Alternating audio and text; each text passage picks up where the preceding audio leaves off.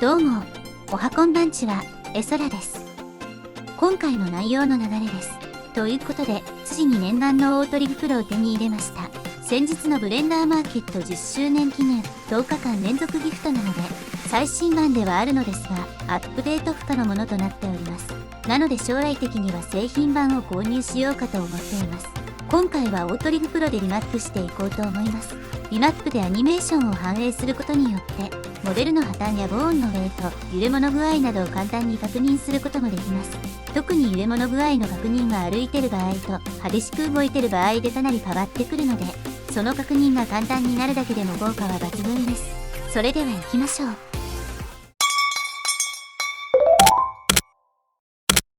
まずはミクサムからお好みの動作を探しましょう。一応概要欄に URL を貼っておきますが、有名サイトなのでミクサムとググると簡単に出てきます。メールアドレスの登録で無料で使うことができます。ここの数値をいじるとモーションのアレンジができるようなのでお好みで調整しましょう。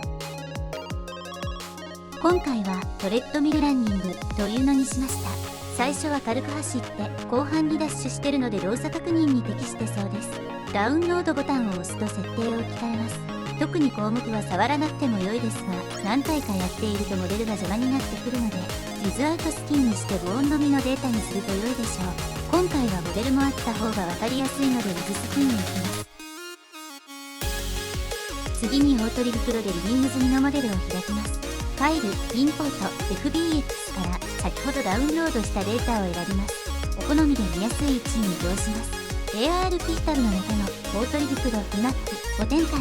ソースアーマチュアにミクサムからダウンロードしたアーマチュアをターゲットアーマチュアに各自モデルのアーマチュアを選択します。ちなみにここのスポイトコマンドは押してからアーマチュアを選択するのではなく、アーマチュアを選択してからスポイトコマンドを押します。次にオートスケールを押してアーマチュアのサイズを大体合わせます。私の場合むしろサイズ感が遠くなったので、普通に S キーでサイズを大体合わせます。サイズがあったらビルドボーンリストを押します。すると2つのアーマチュア間で対応するボーンのリストが表示されます。オートリグプロの良いところの一つで、こういう時に自動で合致してくれます。ミクサム以外にもユニティやアンリアルなど有名どころと互換性が高いのが良きですね。あとはリターゲットを押して少し待てば OK です。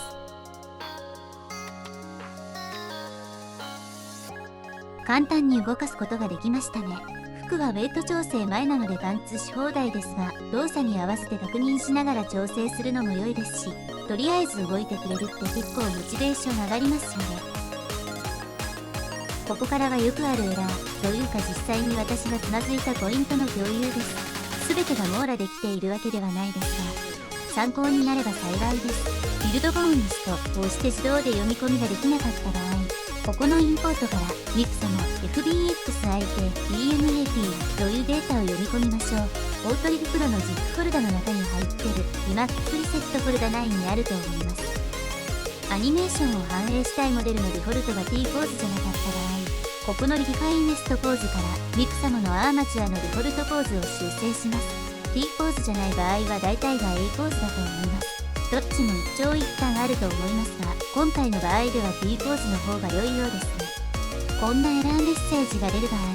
基準となるボーンが設定されていませんので、基準となるボーンのセッターズルートにチェックを入れましょう。どのボーンに設定しても良いのですが、基本的にはミクサムリグキックスのボーンが良いと思います。アニメーション反映した後うまくボーンが動かせなくなった。アニメーションのリマップは変形が割り当てられてるボーン、デフォームボーンに直接情報をベイクするイメージだと思います。なので IK などの設定は邪魔になってくるので、オートリグプロで作成したボーンの場合、リマップの際に自動でそういった設定をオフにする機能が備わっています。スルタブの Viv メインプロパティーズの設定の中にある IKFK スイッチの項目で設定できます。0にすると IK で、1にすると FK になります。ちなみにこの項目は該当するボーンを選択しないと出現しません。初期設定のままであれば、両手両足の4箇所のコントロールボーンを設定すれば完全に切り替えれると思います。手動で調整するときは IK が便利ですが、リマップしたモーションをベースとすると FK になってしまうのでもどかしいですね。便利なボーンの裏にもたくさんのつまずきポイントがあります。こういったトラブルシューティングが本来とも言えますよね。次に自作リグをリマップする場合、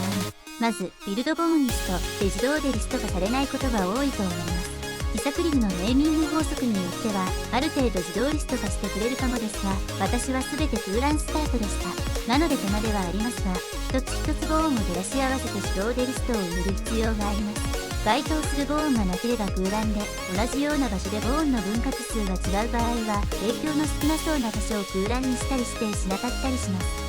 ただ、一度作成してしまえばここのエクスポートからプリセットとして保存できるので、2回目以降はインポートするだけです。次に、先ほども少し触れましたが、IK をはじめとしたボーンコンストレイントが動きを邪魔すると思います。対応するボーンのボーンコンストレイントを全て無効化します。無効化が必要なものは基本的には変形にチェックの入っているボーンで、一部のボーンコンストレイントは無効化が必要ないものもあります。迷う場合は片っ端から無効化しておきましょう。一つ一つアイコンをクリックして無効化していっても良いのですが、毎回これでは大変です。各ボーンの影響の項目にドライバーを設定して、一括で影響をゼロにして無効化できるようにしておくと便利かと思います。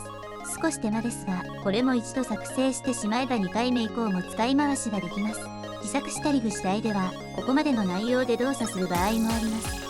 まだうまく動作しない場合は、ボーンの親子関係を合わせる必要があります。リマップ対象のボーン階層をミクサムのボーン階層と合わせましょう。IK 用のボーンなどが途中に入っていても問題ないので、リマップ対象のボーンの階層順を揃えます。ボーンプロパティの関係の中の回転の継承のチェックを外して構成していた場合は、チェックを入れましょう。セットアズルートに設定しているボーンのトランスフォームをドライバーで制御していた場合はドライバーを削除しましょう。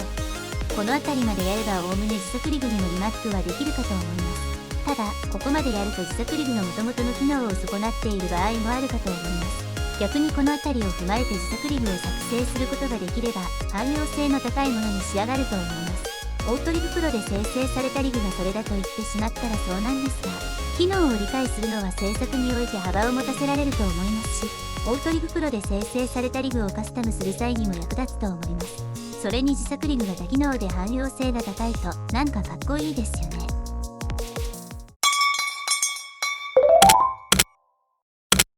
調整後にいくつか動作をさせてみました。いやー、やはりしっかりした動作が入ると魅力が増しますね。服も今まではトレーニングウェアみたいなものだったり、ビキニだったり、裸だったり、ブレンダーやりだしてそこそこ期間が経つのに、ぐっと簡易的なものばかりでしたが、ようやく制作に取り掛かりました。今はまだマテリアルもしっかり当ててないし、モデリングも簡単なものになってますが、バテイストを入れつつな感じのものにしようと考え中です。ただ、二重になっているスカート部分の処理が難しいので、もう少し簡素化するかも悩んでいます。動作が入るとそのあたりの想像も膨らみやすいので、やはりアニメーションのリマップは良いですね。今回の動画はいかがだったでしょうか。少しでもお役に立つことができていれば光栄です。コメントや高評価していただけると今後の励みになってとても嬉しいです。チャンネル登録なんてしてもらえたらさらに喜びます。ということで、ここまでご視聴ありがとうございました。では次回の動画でまた会いましょう。